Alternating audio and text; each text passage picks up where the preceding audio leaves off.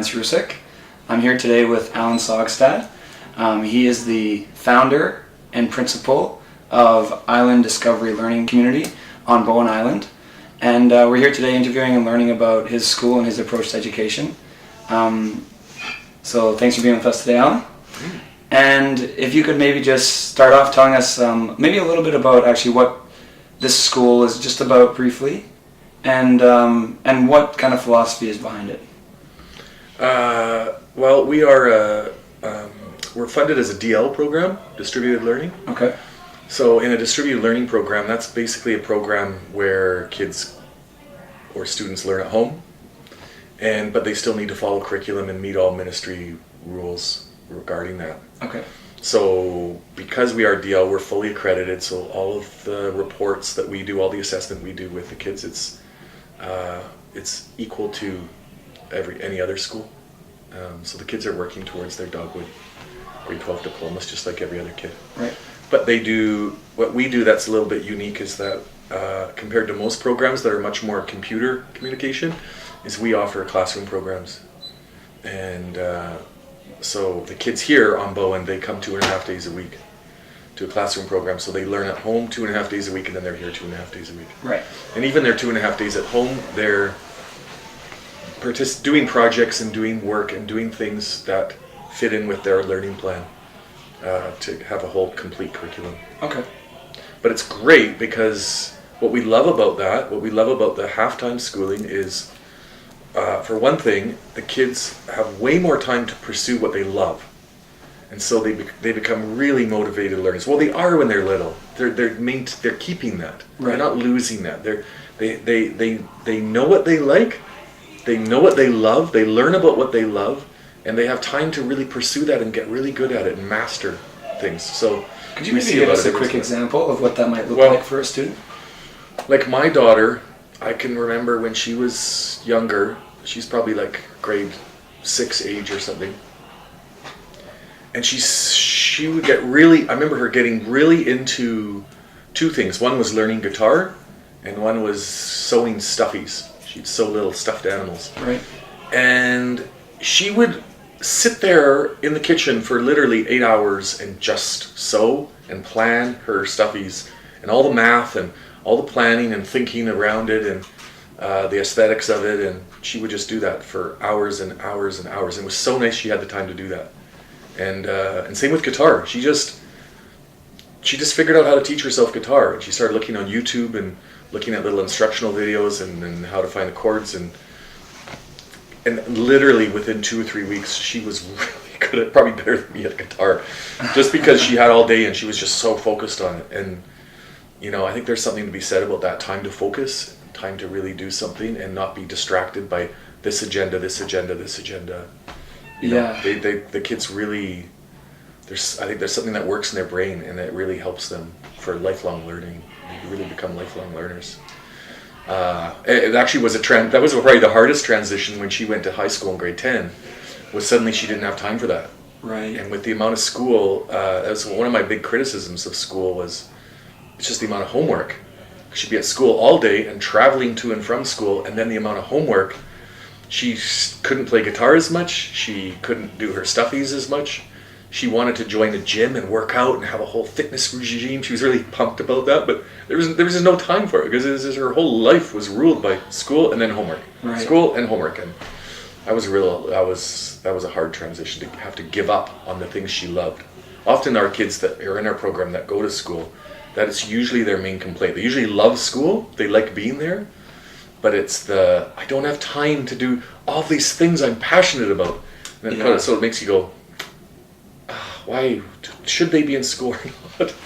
If they're really learning a lot on their own, why bother? But that whole social aspect and some of the things that happen in high school is pretty valuable too.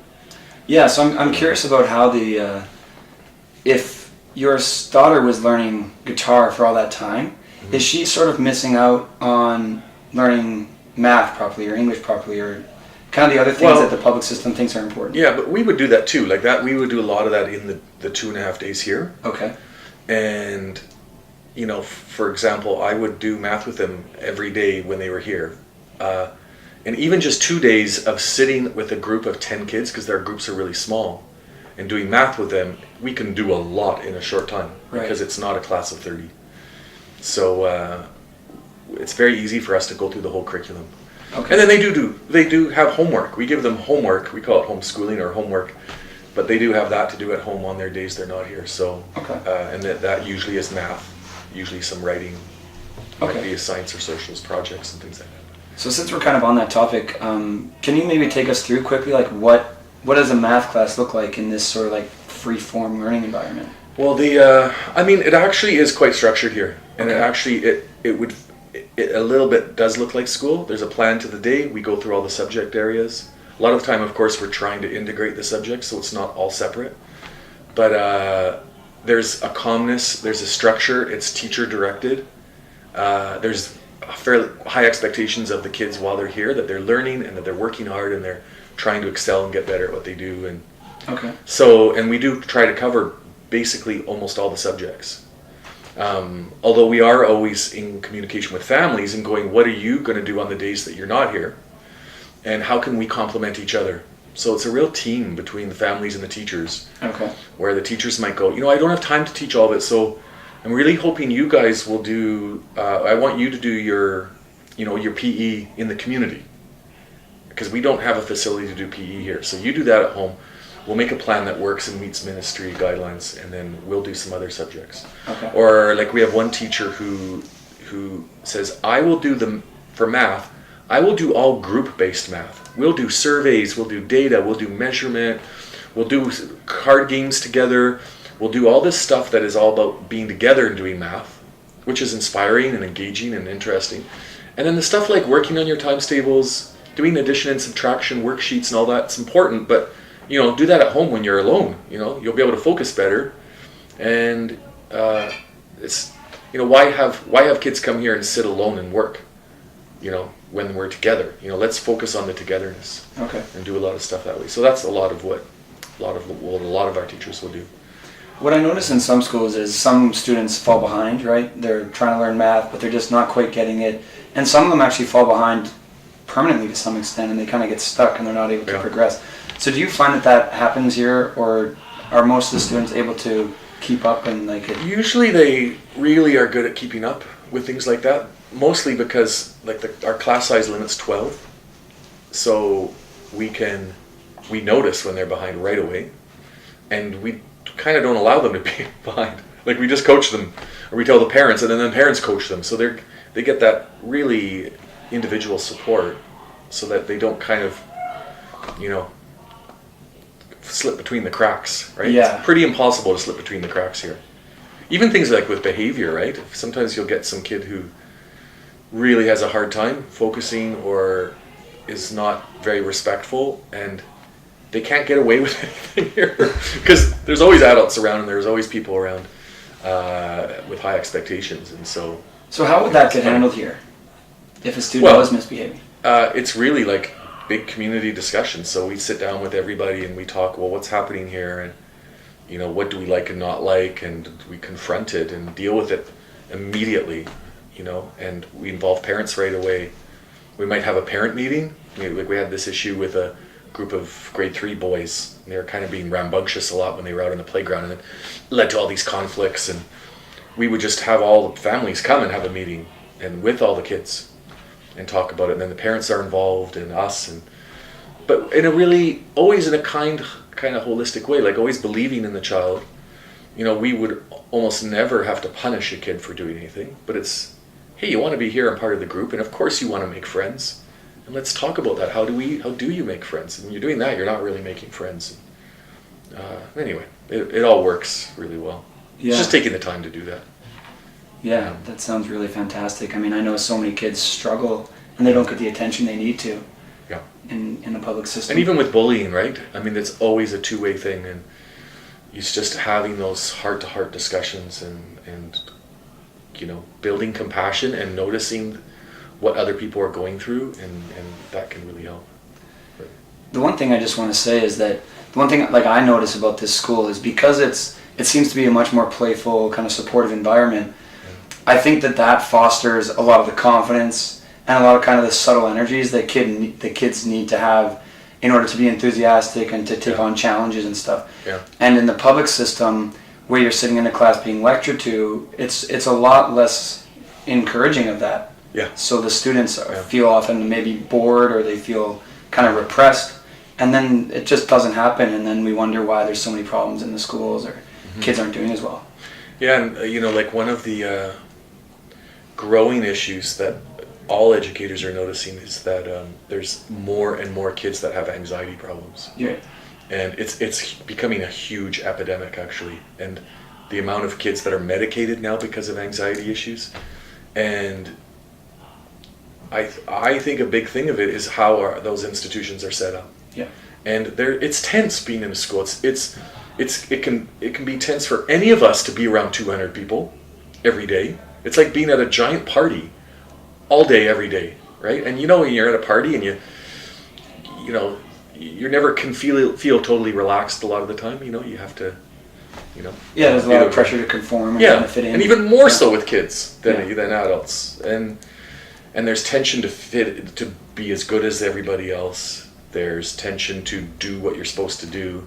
There's assignments that are due and a lot of expectations. And there's always threat of punishment, and even reward is a kind of a threat too, because some kids will get rewarded and others won't, and there's tension around that. And so there's a lot of expectations of behavior and what you're supposed to do. And here it's just, you know, we're in our socks, we can sit on the couch, and we just really celebrate the kids just being themselves. And no matter where you are great who you are. And you know, if you're 3 grades behind in math, well, that's just math, right? It's not you, it's nothing about you. And just having that the kids feel like we love them for who they are, and that's the basic thing. And that everybody else will treat them that way too. And so a lot of kids will come here that have had anxiety problems in schools, and it's like it's completely gone. But you feel it as soon as you walk in. It's a very happy place, and we are all full of love, and even the staff, we model that too. We're all really kind and huggy, and we're all just a team together. And but one of the core things is we really, I would say our overarching philosophy here is we're based on attachment. And because all of us as homeschooling families, we decided right from when our kids were babies to keep them close and to always keep them feeling safe. So we weren't about, you better learn how to do that because it's good for you, or you better learn to just, you know, we're going to put you in situations where you're uncomfortable, but you just have to cope, right? It was always daycare, you know, rather keep them at home. Where do they feel safest? Where do they feel good, right? Never push our kids to be in classes until they're ready, and stay connected with them, with us, right? And you see that when kids feel safe, when they feel secure, when they feel comfortable, that's when learning is maximized, right? Nobody, and psychologists all say this, if a child feels stressed, if any of us feel stressed, our brain turns to flight or fight instincts. You can't learn in that, right? So we see this like in inner city schools, kids that are really hungry, or kids with terribly abusive parents, or going through horrible situations, they can't learn anything. They're just, you know, and I mean, our kids don't come from those families, but we're trying to take that to another level where we want them to feel really safe and comfortable here. I say to the teachers, the most important thing to work here is that you need to form an attachment with those kids and bond with them and let them know that you just love them for who they are, that you're interested in their lives, that you share yourself and your life with them. And obviously you have to kind of not be a professional here. You have to be open and vulnerable and just yourself, and be goofy and silly and just have fun with them and be like an aunt or uncle more than a teacher, you know? Right. And then the kids will trust you, they will like you, and you can do anything with them after that, right? Yeah, the one thing that I feel like needs to happen is we need to learn to trust kind of the natural instincts of the child and just kind of the natural flow of their lives, and not try and move it the way that like we think it should work. Yeah. And you know, and some people go, well, are they going to learn anything? And you know, when you can sit down with the family and the kid and go, hey, part of this is committing to learning, and you got to sign a learning plan and commit to that. They're all for it. They have no problem doing that. They don't Yeah. want to just be on the playground all day. That's a real misconception, I Yeah. think, about this kind of thing. They actually work very hard. And the older they get, the more. Like my daughter will spend 8 hours doing one thing. Like they are perfectionists and they work extremely hard to master whatever they're doing. And it's, you know, it's a real testament to what this is. And that kind of segues into, I know you're interested in how they do after. Yeah. Like we had, 2 years ago, we had our original kids that started in kindergarten and they went all the way to grade 9 here. And then they all were really excited about going to high school. We kind of made them wait till grade 10 because we always feel grade 7 to 9 is the sketchiest years socially. Okay. They thought, grade 10, everyone's more mature. So go to high school in grade 10. And so they did. And they loved it. They loved the big setting of the high school and all the opportunities there. And there was about 9 of them that went. And at the end of the year, I found out that I think 7 of them were on the honor roll. This is West Vancouver. This isn't an inner city area. Okay. And I remember, we kind of, in our community we don't put a high value on those things. We think that they're fine who they are, and but it made me laugh because I thought, this is all the years I spent with parents going, what are we doing? Is this the right thing? My kid only goes to school 2 days a week, and how are they going to do? And are they going to be okay as adults? Are they going to learn anything? And we all felt self-conscious about it, and we all thought, you always get this feeling like you don't want to experiment with your own kids' lives, right? Yeah, doing something different. But it's like, wow, it really was a testament that all of those kids they're all, and I really could say this confidently, like 99% of the kids that go through this come out super confident. They're extremely motivated learners that really want to excel and do well. They're the kind of kids who stay after class and ask the teacher how they can do better. The teachers at the high school always said they always sit near the front and they're always full of eye contact. Like it takes me off guard how much they're full of eye contact, right? Yeah. And they also they're just themselves. They're happy, they're clearly happy, and they're not insecure, and they are who they are. They don't feel like they have to fit in. They don't feel they have to be part of a clique or anything. They're just themselves. And the teachers say they just seem so much more mature than the regular high school kid. That's fantastic. And then that seems to translate into really good grades. Yeah. And it's not that we were super intense about learning your geography and making sure you do this and this and this. We weren't hammering curriculum down their throat. It was, we were helping them keep the confidence and the motivation that they always had as toddlers. That's right. And it does wonders, Yeah, and that's something I also want to point out is that I feel this school understands that kids are inherently kind of excited about life. Like they know that learning is fun, like learning can be good. But it seems to me anyway that in the public arena, it seems like they're trying to make them do it. Yeah. And just the act of trying to make them do it takes it away. Yeah. Because it's already there. You don't have to. Yeah, exactly. Right? Well, I always use the analogy kind of like, it's just wrong the way, we always have, it's always about you must do this, then this, right? And you must do that. If you fill your life with that, well, what's the motivation to, and I always use the example like, we don't do that as adults to each other. You don't say to your, if you were my close friend, I don't say to you, listen, if I need you to help me, with this, if you do that, then I will, Right. If you remember to phone me every day, then I'm going to give you $10. Well, that's just cheap, right? Or you said to your partner, right? Yeah, the conditions, you don't have those. Yeah. If you do the dishes every day, then I'll, it's like, it's not like that. Anyway.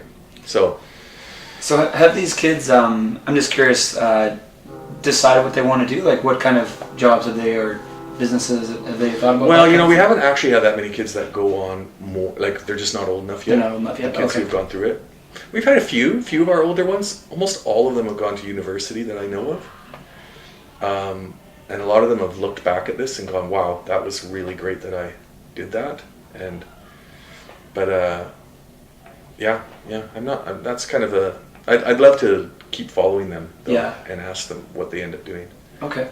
But yeah, but basically the kids who started are now in grade 12. Okay. So we're just we'll kind of see at what that point where we'll see. Yeah. But so far it looks pretty good. Yeah. Okay.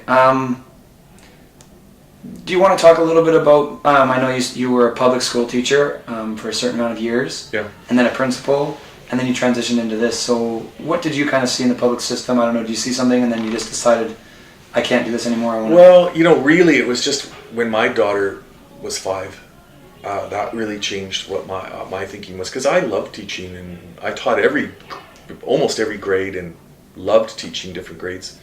And, but, wanting my daughter to continue to feel free and be free and follow her own passions and not be part of such a big group, and be really connected with us, because I know if a kid stays really connected with family, they're going to do well, and they're going to feel safe, really deeply safe, when they're really connected and they have a lot of time with family. So our model allows that. But there was a lot of things when I was a vice principal in Vancouver. I got dismayed when I would teach older kids, and I could see that they were only doing what we were doing because they had to. Right. Because I remember I was teaching these computer classes to some grade 7s, and I was teaching them to make their own websites, and they just loved it. I could tell that they were really getting into it. They were really computer literate kids. And they were loving it so much, but then they kept getting this anxiety about, well, is this gonna, am I gonna get a good mark, and how are you marking it, and I don't know if this is good enough for a good mark, and all that. And I was like, it's fabulous what you're doing because you enjoy it. Like, don't keep worrying about the marks, the grades. And so I finally said to them one day, hey guys, what if, I have a nice idea. What if I just don't grade you at all, and we just do this, and we'll have a big celebration day at the end, and you share your website with everybody, and that's all. And I don't even think about the marks anymore. And they were all like, almost all of them were like, well, if you're not going to grade us, why would we do it? Like, we just stop right now. I was like, oh, it was so dismaying. Things like that. You start looking around and going, well, do the kids really want to be in school?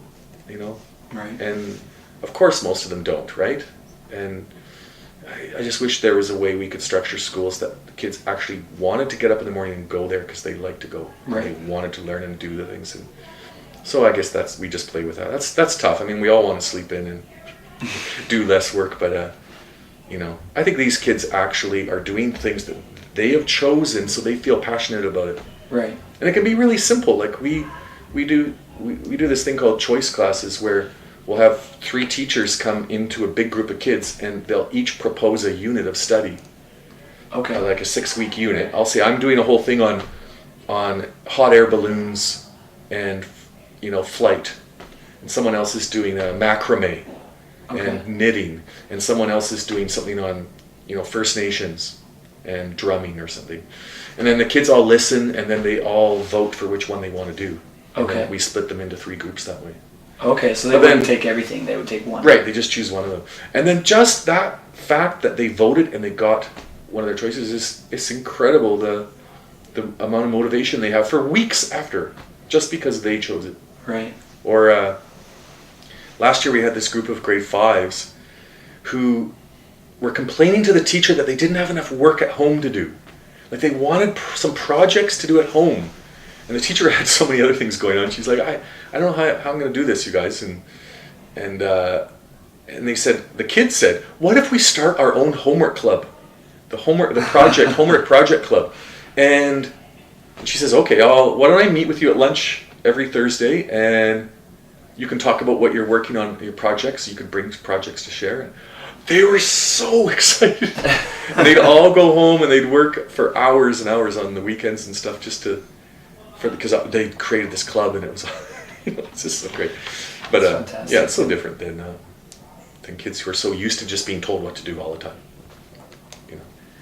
All right, what's coming to my mind now is I'm just wondering, how would you, I think you have a very good philosophy about how to educate, and how would you kind of encourage new teachers or regular school teachers? Yeah, how are they going to help? Well, I think a lot of what I was saying, just about try anything you can to give the kids choice, and really instill in them. Like we tell the kids here, you don't ever have to come here. I really want you to know that. Only come when you really want to be here. Like stay home. Stay home if you don't want to be here. That's fine with me. And I think a lot of schools, but they come. They come all the time. They don't not come. Yeah. But you can involve them in lots of ways. Like I said, with the choice classes, or talk to the kids about. We talk to the kids about, when do you want to do math? Do you guys like doing math right after lunch, or do you like doing it in the morning, or when would be a good time? Or do you like the way I'm teaching math? Would you rather I teach it in a different way? Is it confusing for you? And hey, I want you to make sure you know that I will change it if you're confused. I really will listen to you, and like have more of an equal partnership with the kids, and that can make a world of difference, right? Okay, yeah, that's a really good tip. Just things like that. I think every teacher can do that. It's tough when you got 30 kids in a room, but you can still have those discussions and make them feel like they're part of the planning, and they're part of the overall structure, and they're part of the commitment, to learning.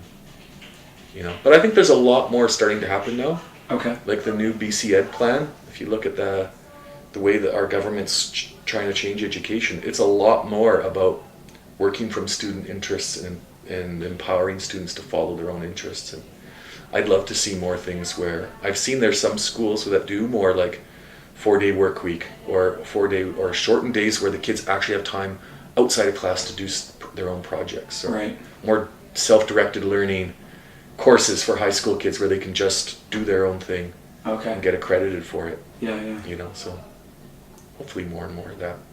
And then just the attachment piece, right? Right. I just can never underestimate how important it is that those kids just feel safe. Right, and if we all think about teachers that inspire us, like if you think of the best teacher you ever had, I guarantee you it's somebody who you felt like knew you and was connected to you somehow. Right. Right, and just cared about you. Yeah. You knew somehow they really cared about you. So, man, if you can, if you just do that, you don't have to be a police officer at the front maintaining order. You can, if you develop an attachment, your classroom management is always going to be way better. That's fantastic.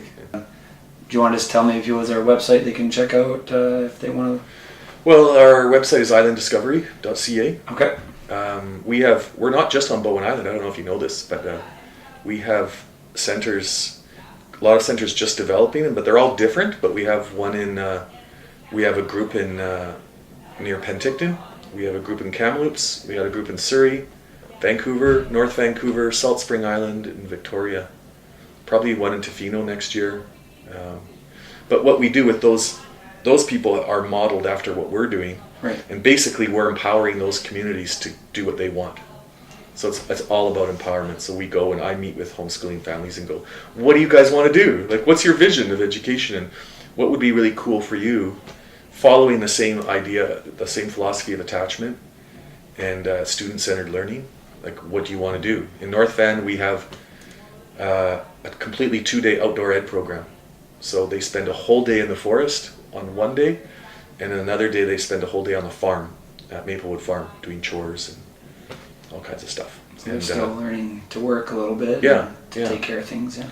And anyway, it's just blossoming, but because there's more and more and more families that are 100%. Wanting to do stuff like this. Yeah. It's tricky because you need time to do it. If you have 2 full-time working parents, it's really hard. But parents' schedules are more and more flexible too now, we find. Yeah. A lot of people are working from home or working in the evening. All right, well, anyway, yeah. Thank you very much. I know we kind of got to run here, right? Yeah. All right, well, yeah, I think that's pretty much everything I wanted to ask. So thank you, Allan, for letting us come by today. It was fantastic. So I wanted to quickly just summarize kind of what I saw here at the school. And I think the main thing I see is just a love for the individual and a freedom for them to explore themselves and not be put in certain situations that they didn't choose. The classes are structured, but they're also student-led. Inside right now, I saw a bunch of kids having a really good time planning a movie that they're going to make. The teacher is more of a guide, and the students are actually leading it, coming up with the ideas, creating it just the way that you might do once you're out of school. And I can't imagine the benefit that that's going to have on them, even if they don't realize it now. They do things that in a normal school would be totally not allowed. You know, the one kid, he gets up middle of the class, jumps up, gets something to eat, comes back to class. But it doesn't disrupt anything. They're having fun, they're enthusiastic, and everyone's participating, everyone's smiling. And I think that is just such a good example of really what can happen when we just kind of let the kids be themselves, let them grow, and let them guide themselves. So it was a great experience here at the school, and I look forward to what's going to happen here in the future. Thanks for watching.